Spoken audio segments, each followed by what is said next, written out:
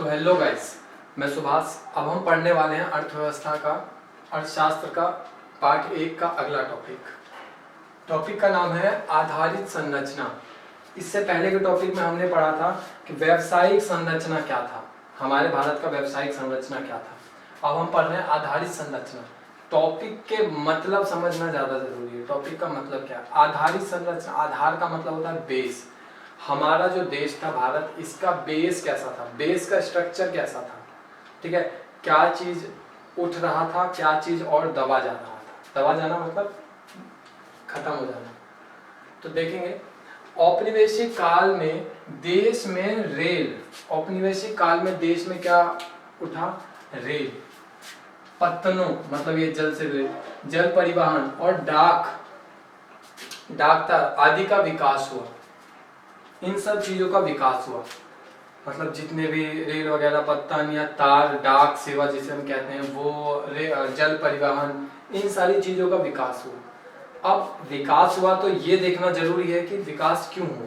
विकास मतलब इनको स्पीड से बढ़ाया गया, तो क्यों हुआ विकास? हमारे फायदे के लिए? नहीं, हमारे फायदे के लिए नहीं। इन सबके विकास के पीछे अंग्रेजों का अपना हित था। अंग्रेजों ने अपने हित के लिए इनका विकास करा था। अब अपने हित के लिए क्यों? देखो, सड़कें बनेगी, इसमें एक सड़कें भी इंक्लूड होनी चाहिए थी, सड़कें नहीं है। सड़कें बनेंगी तो कच्चा माल एक जगह से दूसरे जगह लाया जाएगा, ले जाया जाएगा, और सेना इधर उधर करेंगी, सड़कें बनेंगी तो, ठीक है। तो इसलिए सड़कें बनाई गई। रेल का काम क्या था? जब रेल होता है लंबी दूरी तय करने के लिए, तो रेल लंबी दूरी तय करने के लिए अगर बनाया जाएगा तो हमारा कच्चा माल एक जगह से दूसरे जगह पे जा सकता है, बहुत दूर तक भी। और भारत में एक जगह अगर उपयोग में आने वाली वस्तु जो इंग्लैंड से बन के आती थी, एक जगह उतारेंगे तो उस वस्तु को पूरे भारत में बांट सकते थे, भारत के बाजारों में, ठीक है। तो कहीं ना कहीं उन्हीं का हित था, अंग्रेजों का ही हित था, ना कि भारतवासियों का, ठीक है। भारत के लोगों का कोई हित नहीं देखा गया था इसको बनाने में, ठीक है। सड़क का निर्माण क्यों किया गया? सड़क का निर्माण किया गया सेनाओं के लिए और कच्चे माल के लिए। अब देखो, बारिश के मौसम में क्या, अभी भी होता है, तो अभी भी कुछ उखाड़ नहीं लिया है भारत ने। पहले बहुत ज्यादा होता था कि बारिश के मौसम में ना सड़क जो था ना दिखता नहीं था कभी। एक तो सड़क थी नहीं, ठीक है, पतली पतली गली हुआ करती थी, सड़क तो होती नहीं थी, और बारिश के मौसम में वो पतली गली भी नहीं दिखती थी, ठीक है। तो उसको पक्का बनाया जाएगा ताकि रोड पे गाड़ियां चल सके, बड़ी बड़ी गाड़ियां चल सके। तो उसमें भी उनका हित था ताकि कच्चे माल को एक जगह से दूसरे जगह ले जाया जा सके और लाया जा सके। और दूसरी बात, रोड अच्छा रहेगा तो कहीं ना कहीं सेना का हर जगह प्रभाव रहेगा, मतलब अंग्रेजों का हर जगह प्रभाव रहेगा। अब मैं बोलूं कि बिहार से दिल्ली जाने के लिए कोई बढ़िया रोड नहीं है, जस्ट एग्जाम्पल सोच लेते हैं। तो अब रोड नहीं है, तो अगर बिहार में कुछ हो जाता है अभी, तो हम यहाँ दिल्ली में अंग्रेज बैठे हैं, तो अंग्रेज बिहार जल्दी से जल्दी कैसे पहुंचेंगे, अपनी सेना को कैसे भेजेंगे? ऐसे में तो वो वहां का गवा देंगे ना, वहां से जो भी उनका सीट है, जो भी है। तो इसके लिए सेना के लिए बहुत सोचना पड़ता है कि सेना जल्दी से जल्दी पहुंच जाए, इसके लिए सड़क। 1850 में रेल का आरंभ हुआ। क्यों हुआ?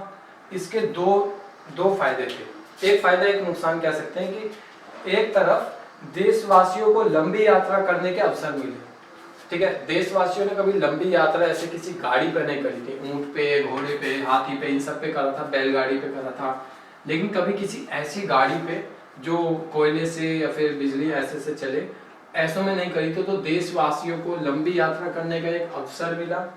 और दूसरी ओर कृषि क्षेत्र के व्यवसायीकरण को बढ़ावा मिला। कृषि क्षेत्र के व्यवसायीकरण मतलब कि कृषि, पहले जो कृषि होता है तो वो अपने यूज के लिए होता था कि खेती करेंगे, हम खाएंगे, जो बचेगा वो थोड़ा सा अगले साल के लिए रखेंगे, फिर अगले साल खेती करेंगे। लेकिन बाद में अंग्रेजों ने क्या करा, इसको व्यावसायिक रूप दे दिया कि तुम वो चीज उगाओ जो हम तुम्हें कह रहे हैं, बदले में हम इसको बिकवाएंगे, बाजार देंगे, ठीक है। लाभ तो मिलता नहीं था, बस अपनी चलाते थे। तो कृषि क्षेत्र जो था उसको व्यवसायीकरण, अब व्यवसायीकरण, किसी ने कुछ उगाया और उसको एक जगह से दूसरे जगह ले जाना है, तो लेके जाना है तो कुछ ना कुछ तो चाहिए ना, कोई ऐसी चीज जो लंबी रास्ता तय करे, लंबा रास्ता, तो वो रेल था जो लंबा रास्ता तय करेगा। तो निर्यात अधिक होने लगा। ये रेल के आने से जो था ना, ये निर्यात होने लगा बहुत ज्यादा। तो मैंने बताया ना, एक लाभ था एक हानि थी। लाभ ये था कि देशवासियों को एक अवसर मिला कि लंबी दूरी तय कर सकते थे, और हानि ये थी कि रेल के आने से ना चीजें और ज्यादा खराब हो गई, और ज्यादा निर्यात होने लगा।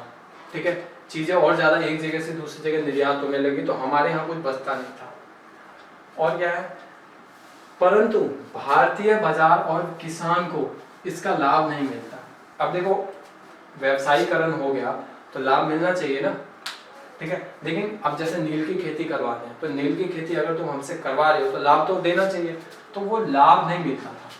ठीक है, रेल के आने से व्यवसायीकरण तो हो गया, व्यवसायीकरण में निर्यात ज्यादा हो गए, लेकिन लाभ जो होना चाहिए, लाभ ज्यादा, वो नहीं होगा। ठीक है, भारत के लोगों को या भारत के बाजार में कभी लाभ नहीं देखा जाता। ठीक है, अगला क्या है कि जल मार्ग तो बनाए गए, जल मार्ग तो बनाए गए, लेकिन उसका ज्यादा कुछ प्रॉफिट हुआ नहीं बनाने का। क्यों? क्योंकि रेल मार्ग जो था ना, वो ज्यादा प्रचलन में था। मतलब लोग रेल से ज्यादा निर्यात आयात ये सब रेल का ज्यादा यूज होता था, बजाय कि ये जल मार्ग में, चाहे वो नाव हो गई या बड़े बड़े स्टीमर्स हो गए, बोट हो गए, ठीक है, तो ये सारी चीजें।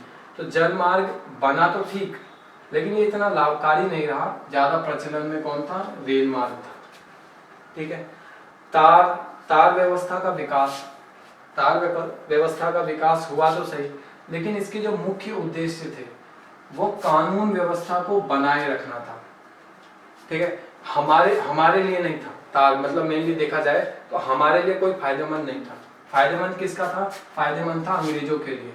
अंग्रेजों की जो कानून व्यवस्था थी, इसको बनाए रखने के लिए तार व्यवस्था का विकास हो। ठीक, एक जगह से दूसरी जगह तार भेजना। ठीक है, डाक सेवा का जो विकास हुआ वो भारत में हुआ तो सही, लेकिन जितना प्रॉफिट मिलना चाहिए था, मतलब कि अधिक सेवा प्रदान करने में असमर्थ थी। मतलब ऐसा नहीं है कि डाक है तो हमें जो मर्जी कर सकता है, जितना डाक को करना चाहिए था डाक उतना भी नहीं कर पा रहा था। डाक एक आदमी नहीं है, डाक सेवा है, जिसको हम पोस्ट कहते हैं, पोस्ट ऑफिस, पोस्ट। ठीक है, तो डाकघर जो था वो हमारी बहुत ज्यादा सहायता नहीं कर पा रहा था। ठीक है, असमर्थ था। असमर्थ बहुत कारणों से हो सकता है इसको ज्यादा विकास ना दिया गया हो, या फिर इसको अब पैसा चाहिए होता है, हर सरकारी चीज को पैसा चाहिए होता है, तो पैसा ना ज्यादा दिया जाता हो। ठीक है, फंडिंग ना होती हो, तो बहुत तरीके से हो सकता है जो असमर्थ था वो हमारी सेवा करने में। ठीक है, तो अब ये चैप्टर समाप्त होता है। अब लास्ट में हम निष्कर्ष पढ़ेंगे।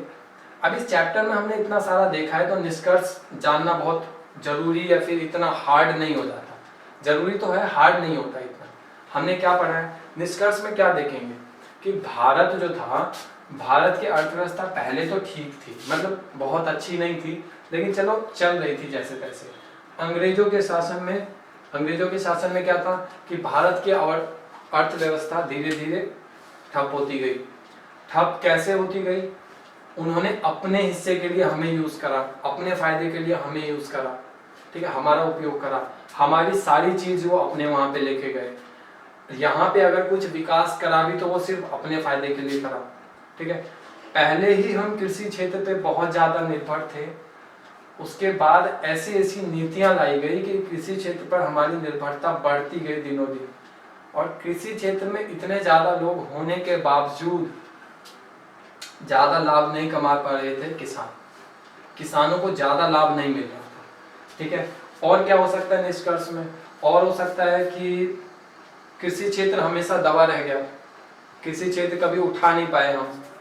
जिस टाइम पे चीजों को आधुनिक होना चाहिए था, जैसे हमारे शिल्प कला, जिस टाइम पे उनको आधुनिकीकरण करना चाहिए था, पहले हम ट्रेडिशनली चल रहे थे, ठीक था, पारंपरिक रूप से, लेकिन अब हमें आधुनिकीकरण चाहिए था। उस टाइम पे उसको आधुनिकीकरण ना देके शिल्प कला को नीचे गिरा दिया गया। नीचे गिराना मतलब बिल्कुल खत्म कर देना, शिल्प कला को पूरा खत्म कर दिया गया। ठीक है, तो ऐसी बहुत सारी चीजें हमने पढ़ी है जो निष्कर्ष का पार्ट हो सकती है, निष्कर्ष का हिस्सा हो सकती है। हमारी बुक में भी इससे रिलेटेड ही कुछ लिखा हुआ है, तो निष्कर्ष हम जानेंगे। अभी निष्कर्ष भी हो ही गया, तो अगली क्लास में हम पढ़ेंगे इसके क्वेश्चन आंसर। क्वेश्चन आंसर मैं लिखवाऊंगा नहीं, क्वेश्चन आंसर हम डिस्कस करेंगे। अगर जानना है, क्वेश्चन आंसर लिखा हुआ देखना है तो टेलीग्राम पे हमसे जुड़िए, ठीक है। तो हम अगली क्लास में क्वेश्चन आंसर डिस्कस करेंगे कि किसका क्या आंसर हो सकता है। मिलते हैं अगली क्लास में।